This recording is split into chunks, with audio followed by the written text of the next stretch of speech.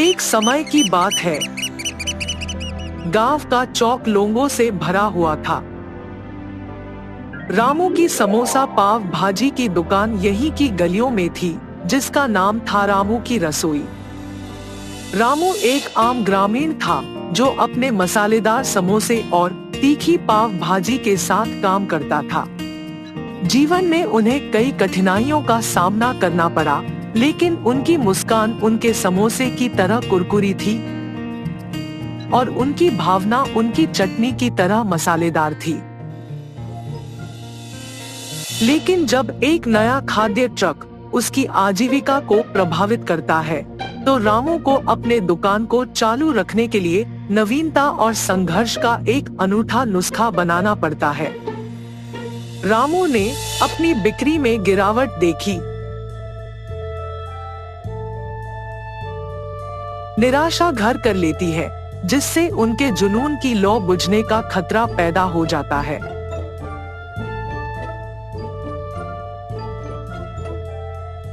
लक्ष्मी हमेशा की तरह अपने क्लासिक्स में नए मोड़ जोड़ने का सुझाव देती है, लेकिन डर रामू की रचनात्मकता को बंधक बना लेता है। मानसून की एक दोपहर एक सड़क संगीतकार ने रामू की ठेले में आश्रय मांगा।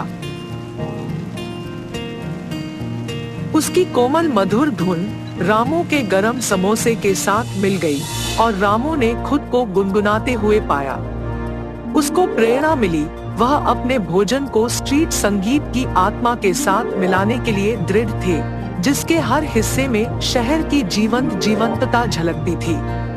रामू ने ट्रेंडी चाट शैली से प्रेरणा लेते हुए अपने समोसे में गरम मसाला छिड़ककर, अपनी भाजी में थोड़ा सा पुदीना मिलाकर और रंग का छौंक लगाकर प्रयोग किया।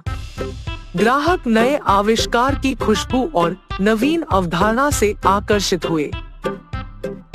धीरे धीरे रामू के पैन की तड़क भड़क के साथ मेल खाने लगे। रामू की समोसा सिम्फनी की खबर फैल गई। रामू की ठेले ग्राहकों से भरी हुई थी। उसकी मुस्कान पहले से कहीं अधिक उज्जवल थी। उन्होंने सिखाया कि सच्ची सफलता नकल में नहीं, बल्कि अपनी जड़ों को अपनाने और जीवन की रेसिपी में अपने विशेष मसाले जोड़ने में निहित है। फिर एक दिन एक आदमी फैंसी स्वाद लेकर रामू के पास आया। उसकी गाड़ी के सामने खड़ा था। रामू भैया, आपके समोसे में कुछ खास है, लेकिन ऐसा क्या है जिसके लोग इतने दीवाने हो रहे हैं? फैंसी फ्लेवर्स का नेतृत्व करने वाले व्यक्ति ने उत्साह से पूछा। रामू ने मुस्कुराते हुए कहा, भाई, इसमें वह मसाला और स्वाद है जो मुंबई को खास बनाती है। मैंने अपने भोजन में वह स्वाद जोड़ा है जो इस शहर को इतना अनोखा बनाता है। फैंसी फ्लेवर्स का नेतृत्व करने वाले व्यक्ति ने रामू को आश्चर्य से देखा और कहा, आपने सचमुच एक नई दिशा दी है रामू भैया, ये बहुत अद्भुत। फैंसी फ्लेवर्स का नेतृत्व करने वाला व्यक्ति उसके साथ हंसा और उसके ट्रक की ओर चल दिया और कहा, आओ रामू भैया, हम सब मिलकर इस शहर को और अधिक रंगीन बना देंगे। रामू ने भी हंसते हुए कहा, बिल्कुल भाई, इसमें तो जीवन का स्वाद है। इस प्रकार रामू नई और रोमांचक रेसिपी बनाकर अपने समोसे और पाव भाजी में नए और अनोखे स्वाद जोड़ता है और अपने मौजूदा ग्राहकों को एक नई स्वाद यात्रा पर ले जाता है। फैंसी स्वादों का खतरा भी दूर हो गया और रामू ने अपने व्यंजनों में नई ऊर्जा और जुड़ाव जोड़कर अपनी आजीविका को सच्चाई से भर दिया। रामू की कहानी ने सिखाया कि किसी भी कठिनाई को आत्मसमर्थन और समृद्धि में बदलना संभव है और शहर और समूह की शक्ति हमेशा हमारे साथ है। एक लंबे समय पहले एक गांव में सुरेश और कीर्तना नामक पति पत्नी रहते थे। उनके गीतिका नामक एक सुंदर सी बेटी थी। सुरेश हमेशा सबके सामने बेवजह गर्व से पेश आता था। एक दिन शाम के समय में कीर्तना उनके घर पे वड़ा पाव बनाती है। कीर्तना, तुम्हारे हाथ का ये वड़ा पाव सच में बहुत स्वादिष्ट है। और इतने में उनके घर सुरेश के रिश्तेदार आते हैं। अरे सही समय पे आए हैं, मेरी बीवी अभी अभी गर्मा गर्म वड़ा पाव बना रही है, बहुत स्वादिष्ट है। कीर्तना, जरा मेरे रिश्तेदारों के लिए भी वड़ा पाव बना के ले आना। जी अभी लाई। ये कह के गर्मा गर्म वड़ा पाव बना के वहां लाती है और उनके रिश्तेदारों को परोसती है। उनके रिश्तेदार उसे खाने के बाद कहते हैं, सुरेश, तुमने ठीक कहा, हम वाकई ही सही समय में आए हैं, वरना इतने स्वादिष्ट वड़ा पाव हम नहीं खा पाते। मेरी बीवी जब भी वड़ा पाव बनाती है ऐसे ही एकदम स्वादिष्ट वाले ही बनाती है, इसीलिए जितने भी बार बनाती है मैं उन्हें उतने ही प्यार से खाता हूँ। हाँ, बात तो सही है, इतने स्वादिष्ट वड़ा पाव तो कोई आसानी से नहीं बना सकता। अगर तुम्हारी बीवी ने दुकान लगाया तो लोग खरीद के खाएंगे ने। हाँ नरेश, अगर मैं इतना स्वादिष्ट वड़ा पाव बनाती तो पक्का दुकान लगा देती। अगर मैं अपनी बीवी के साथ एक वड़ा पाव का दुकान शुरू करूंगा तो सभी वही आके खाएंगे और उन्हीं स्वादिष्ट वड़ा पाव के बारे में सारा गांव बात करेगा। ये एक अच्छा सोच है। ऐसे ही उसके रिश्तेदारों के जाने के बाद भी उसी विचार के बारे में सोचते रहता है। तब कीर्तना को नजर आता है कि उसके पति किसी सोच में पड़े हैं। उनके पास जाकर कहती है, क्या हुआ जी, किस चीज के बारे में इतना सोच रहे हैं आप? कीर्तना, तुमने तो सुना है ना कि मेरे रिश्तेदारों ने क्या कहा, हम हमारे घर के सामने ही एक वड़ा पाव का दुकान लगाएंगे। तब मेरे रिश्तेदारों के ही तरह इस गांव के सारे लोग उसी के बारे में बात करेंगे। ठीक है, आपके विचार के अनुसार ही हम वड़ा पाव बना के बेचेंगे, लेकिन आपको अब से ऐसे बेवजह गर्व की बातें करना बंद करना पड़ेगा। अगर आप इसी बात को मानकर अपने बर्ताव को बदलने का वचन देंगे तो ही हम ये व्यापार शुरू करेंगे। हाँ, अब अगर मैं अपनी बीवी की बातों को नहीं मानूंगा तो वो शायद व्यापार शुरू करने के लिए नहीं मानेगी और मैं ख्यालों के अनुसार और मेरे ख्यालों के अनुसार कुछ नहीं होगा। ठीक है कीर्तना, तुम्हारी इच्छा के ही अनुसार मैं अपना बर्ताव बदलूंगा। हम कल से ही वड़ा पाव बना के बेचेंगे। और ऐसे ही वो बाहर जाकर वड़ा पाव की तैयारी के लिए जरूरी सामग्री लेकर आता है और अगले दिन नरेश उनका दुकान शुरू करके उसके बीवी को वड़ा पाव बनाने के लिए कहता है। कीर्तना उसके पति के बातों के अनुसार ही वड़ा पाव बनाना शुरू करती है। स्वादिष्ट और गर्मा गर्म वड़ा पाव, आइए बाबू आइए। ऐसे जोर जोर से चिल्लाने के कारण उस तरफ जाते हुए सारे लोग आकर्षित होकर उसके दुकान आते हैं और वड़ा पाव लेके उन्हें खाने लगते हैं। सुरेश, वड़ा पाव तो बहुत गर्म और स्वादिष्ट है। हाँ, अब तक मैंने इतने स्वादिष्ट वड़ा पाव कहीं नहीं खाया है। हाँ, मेरी पत्नी बहुत अच्छा वड़ा पाव बनाती है, उसकी तरह तो और कोई नहीं बना सकता है। ऐसे उनको वड़ा पाव देकर उनसे पैसे लेता है। उस रात को जब बैठ के वो आए हुए पैसों की गिनती करने लगते हैं तो कीर्तना कहती है, अरे वाह, पहले ही दिन हमें लाभ आया है जी। निवेश के पैसों से ज्यादा पैसे तो हमने कमाया है। क्या सच में? अगर हमने ऐसे ही इसे बरकरार रखा ना तो जल्द ही हमारा बहुत बड़ा व्यापार बन जाएगा कीर्तना। हाँ, आप सही कह रहे हैं। पहले ही दिन उतने पैसे देख पति पत्नी दोनों खुश होते हैं। ऐसे ही वो हर रोज उनके सोच के मुताबिक वड़ा पाव बना के उसे बेचते हैं और कुछ ही दिनों में उनका व्यापार अच्छा चलने लगता है। मेरे सोच के मुताबिक ही हमारा व्यापार अच्छा चल रहा है। किसी और के दुकान में तो इतने लोग ही नहीं आते हैं। कुछ दिन पहले शुरू करने के बावजूद हमारा व्यापार बाकियों से बहुत बेहतर चल रहा है। और हमेशा की तरह सुरेश वापस बेवजह के गर्व में डूब जाता है और बाकियों को भी वही बातें सुनाते रहता है। उस दिन दुकान को आए एक आदमी को वड़ा पाव लाकर देता है। मैं यहाँ जब भी वड़ा पाव खाता हूँ बहुत स्वादिष्ट होता है, एक भी बार इसका स्वाद नहीं बदला। हाँ, आपने सही कहा, मेरी बीवी बहुत अच्छा वड़ा पाव बनाती है। नया व्यापार होने के बावजूद बाकियों से हमारा बहुत अच्छा चल रहा है। हाँ। ऐसे ही वहां मौजूद सभी से बात करता है और ऐसे ही बात करते हुए वो उन लोगों से पैसे लेना भूल जाता है। उसके पैसे ना लेने के कारण सभी वहां आके उसकी गर्व की बातें सुनकर पैसे दिए बिना चले जाते थे। कुछ दिन बाद सबको जब सुरेश की कमजोरी का पता लग गया तो वो वड़ा पाव मंगा के उसे खा के पैसे देने के लिए उसके पास जाकर वड़ा पाव के बारे में बात करना शुरू करते थे। सुरेश उनकी बातों में पड़ के गर्व की बातें करता था और उनसे पैसे लेना भूल जाता था और कुछ देर बाद वो लोग वहां से पैसे दिए बिना चले जाते थे। सुरेश के इस बर्ताव के कारण उनके व्यापार में नुकसान होता है और अचानक उनके सपने टूट जाने पर पति पत्नी दोनों बहुत निराश होते हैं। कीर्तना, मुझे माफ करो, इस सब का कारण मैं हूँ। मेरे इस झूठे गर्व के कारण ही सबको मेरी कमजोरी का पता लग गया और उन्होंने उसका फायदा उठाया। इसीलिए हमें अब नुकसान भुगतना पड़ रहा है। ऐसे कह के बहुत दुखी होता है।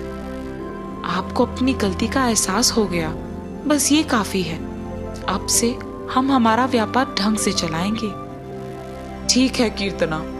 और तब से पति पत्नी दोनों उनका वड़ा पाव का व्यापार बहुत अच्छे से चलाते हुए खुश रहते हैं। विष्णुपुर नामक एक गांव में वीरेश और गृहान नामक दो अच्छे दोस्त अपने परिवार के साथ रहते थे। दोनों बचपन से बहुत अच्छे दोस्त होने के नाते उनके दोस्ती के भरोसे पे एक लस्सी का व्यापार शुरू करके उसे चलाते हैं।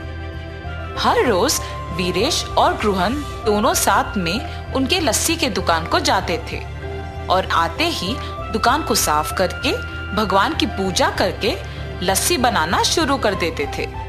इनके लस्सी के तैयारी के लिए हर रोज शाम को लीलावती नामक एक बूढ़ी औरत इन्हें दही देने दुकान आया करती थी। और बेटा, व्यापार कैसे चल रहा है?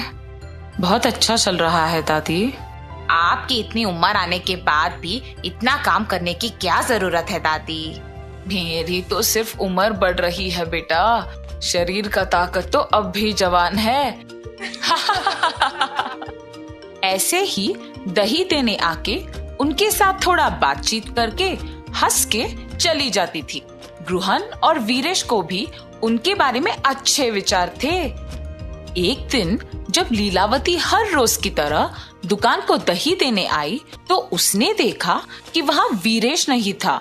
समय देख के, बेटा गृहन, लगता है वीरेश दुकान में नहीं है। जी दादी, नहीं है। क्यों, क्या बात है? इस वीरेश के साथ काम करके क्या ही कमा लोगे तुम? मैं जब भी देखती हूँ सिर्फ तुम सारे काम करते हो और वो वीरेश तो सिर्फ तुम्हें लस्सी के मटके देते रहता है। ज्यादा काम करने वाले को ही ज्यादा लाभ मिलना चाहिए। ये बात मैं तुम्हें बहुत दिनों से बताने की सोच रही थी। नहीं दादी, आपको जरूर कुछ गलतफहमी हो गई है। मुझे तो वीरेश ने ही लस्सी बनाना सिखाया। उसके काम ना करने का सवाल ही नहीं उठता। आप दुकान आते तो हैं, पर 10 मिनट से ज्यादा कभी नहीं रहती है। इसीलिए आप वीरेश के वास्तविकता से अनजान हैं। ठीक है, तुम्हारी मर्जी बेटा। मुझे जो कहना था मैंने कह दिया। चलो अब मैं निकलती हूँ। और जाते वक्त मन ही मन पछताती है कि उसे ये सब गृहन से कहना ही नहीं था। अगले दिन जब दही देने वापस उनके दुकान जाती है तो गृहन के ना होने का मौका देख वीरेश को भी वही बताती है जो पिछले दिन गृहन को बताया था। गृहन उसकी बातों की विश्वास करता है मगर नजरअंदाज कर देता है और यही कहता है कि शायद उसने गृहन को सही तरह से नहीं समझा होगा। लेकिन वीरेश लीलावती के बातों से प्रभावित होकर गृहन पे उसके विचार बदल देता है। अब ये दोनों दो अलग दुकान खोलेंगे और मुझे ज्यादा दही बेचने को मिलेगा। वीरेश लीलावती के कहे बातों को जाके अपनी पत्नी को बताता है। आप कुछ मत सोचिए, मेरी बात सुनकर एक और लस्सी का दुकान खोल दीजिए बस। पर गृहन को क्या बोलूं? यही बोलिए कि जीवन में आगे बढ़ने के लिए ना अलग अलग व्यापार करना बहुत जरूरी है। पत्नी के प्रेरित करने पर वीरेश गृहन को एक नई लस्सी की दुकान खोलने की बात कह देता है और निवेश के पैसे गृहन से वापस ले लेता है। वीरेश के काम में और निर्णय में रुकावट ना बने, इसीलिए गृहन उसे कुछ नहीं कह पाता और वीरेश के दूर होने पर बहुत दुख होता है। गृहन को दुखी होते देख उसकी पत्नी, आपको ऐसे दुखी देख मुझे अच्छा नहीं लग रहा है जी। आपको अपने मन को ये कह के संभालना होगा कि वीरेश जी की स्थितियों ने शायद उन्हें ऐसे करने पर मजबूर किया होगा। वही तो मुझसे नहीं हो पा रहा और ऐसे अशांत मन से आप क्या ही व्यापार चलाएंगे। ठीक है, एक काम कीजिए, हमारे गांव में मेरे चाचा राधे नामक एक लस्सी दुकान चलाते हैं जो बहुत ही प्रसिद्ध है। वहाँ बहुत प्रकार के लस्सी बनते हैं। वहाँ जाके आप भी अलग प्रकार के लस्सी बनाना सीखिए। आपका ध्यान इस बात से हटेगा और व्यापार में भी वृद्धि होगा। सही बात है, वही करूँगा। ऐसे गृहन 6 गांव बाद वाले भीष्मा नगर में अपने रिश्तेदार के घर जाता है। अरे बेटा गृहन, कैसे हो तुम? तुम्हारी पत्नी कैसी है और तुम्हारा व्यापार कैसे चल रहा है? सब कुछ ठीक है मामा जी। आपके दुकान के अलग प्रकार के लस्सी आसपास के सारे गांव में बहुत प्रसिद्ध है, इसीलिए मैं भी उसे स्वाद करने आया। हाँ, 12 प्रकार के लस्सी है। तुम्हें जो चाहिए वो पी लो बेटा। चलो चलो जाएंगे। और चाचा जी गृहन को उनके लस्सी का दुकान लेके जाते हैं।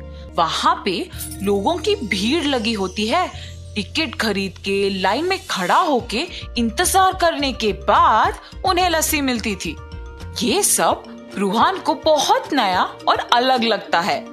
और दुकान के अंदर जाने के बाद वहाँ पे अलग तरह के लस्सी बनते हुए और बनाने का तरीका देख गृहन भी वहाँ के कार्मिक के साथ लस्सी मिलाता है।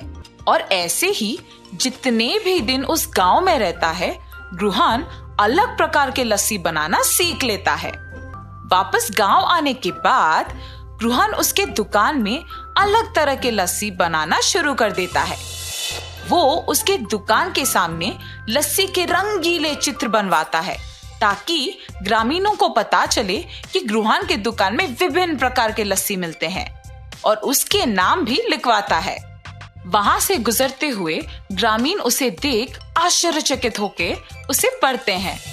इंडियन लस्सी, पंजाबी लस्सी, आम की लस्सी, नमकीला लस्सी, मीठा लस्सी, मलाई लस्सी, केले का लस्सी, मसाला लस्सी, केसर की लस्सी, चॉकलेट लस्सी, गुलाब लस्सी। ऐसे नए नाम और रंगीले चित्र देख गांव वाले भी उन नए तरह के लस्सियों को स्वाद करने आते हैं। गृहन, कुछ विशेष बात है? इतने प्रकार के लस्सी, जरा मसाला लस्सी देना। और ऐसे मसाला लस्सी पी लेता है। अरे वाह, बहुत ही स्वादिष्ट है गृहन, जरा एक और देना। ऐसे बहुत लोग गृहन के दुकान पे उपलब्ध उन लस्सियों के प्रशंसक बन जाते हैं और गृहन को अच्छा आमदनी भी मिलता है।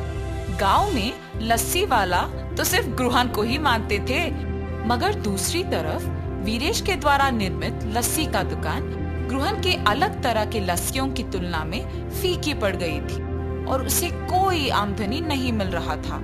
और ऐसे वीरेश को अपने गलती का एहसास होता है और वो वापस गृहन को जाके पूछता है, क्या हम वापस साथ में व्यापार कर सकते हैं? और गृहन बिना कुछ सोचे पूछे खुशी खुशी हाँ कर देता है। उसी समय लीलावती वहाँ दही देने आती है।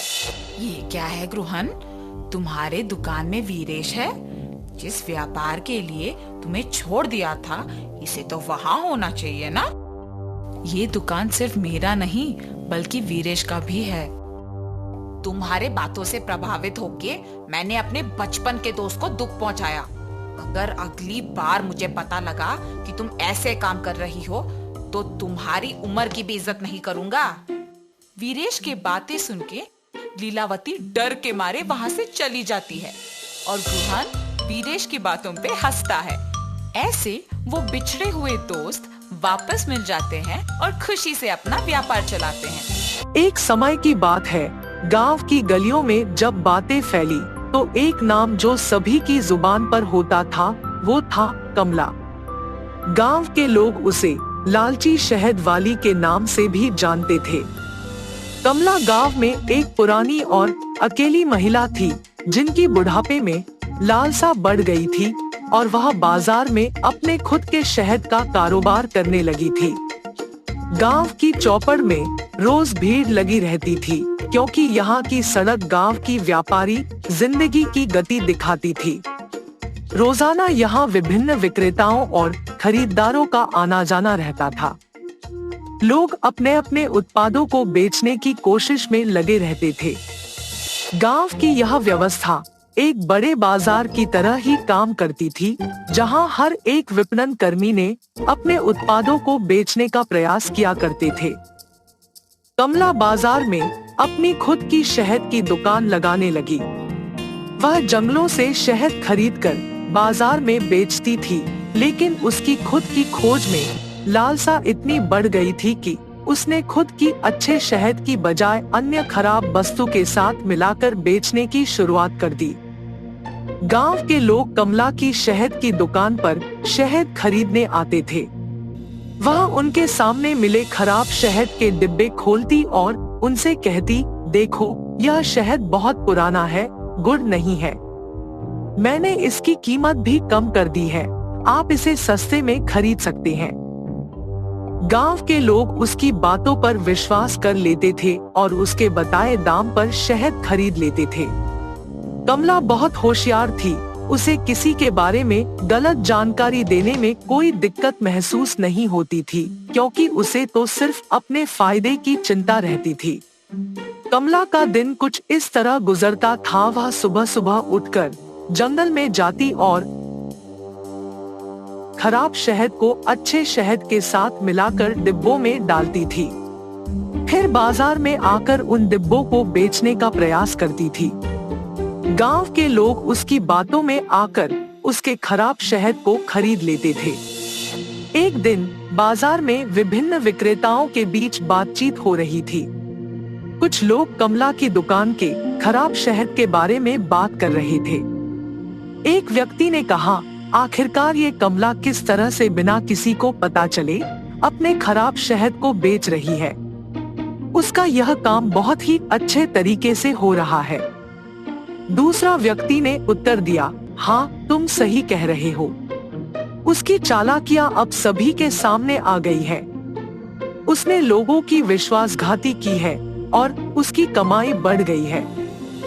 कमला की दुकान में गांव के अन्य लोग भी आकर शहद खरीदने आते थे, लेकिन वे नहीं जानते थे कि उन्हें खराब शहद बेचा जा रहा है।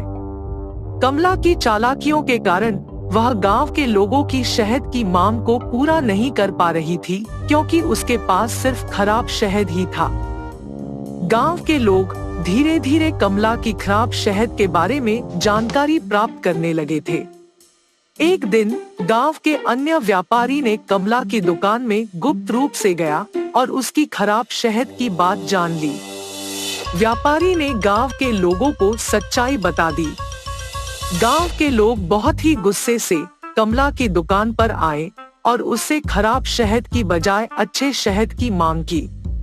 कमला ने गांव के लोगों से माफी मांगी और उनसे वादा किया कि वह खराब शहद के बजाय असली और अच्छा शहद बेचेगी। गांव के लोगों ने कमला को माफ कर दिया और उसकी दुकान पर आना बंद कर दिया। कमला ने उस पल से सबक सीखा कि लालसा और बड़े बड़े वादों से किसी को धोखा नहीं दिया जा सकता। गांव के लोगों ने भी सीखा कि बड़ी बड़ी बातों के पीछे न जाएं, बल्कि सच्चाई का पता लगाने का प्रयास करें। यह कहानी हमें सिखाती है कि लालच और गलत रास्ते चुनने से हमारा जीवन मुश्किलों में पड़ सकता है और सच्चाई को पहचानने से हम गलतियों से बच सकते हैं।